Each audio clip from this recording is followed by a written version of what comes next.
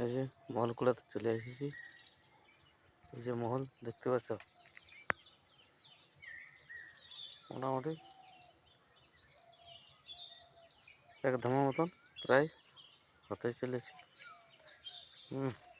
আর এই যে আর দেখো, এখন আমি ভাত খাই আর ধীরে আছি। ভাত খাওয়া হয়ে গেছে।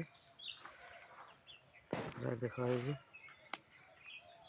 দমে ঝাড়, দমে গাজাড়, তার মধ্যে মল গাছ আছে।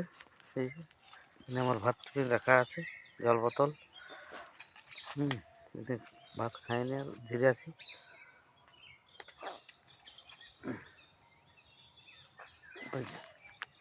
মহল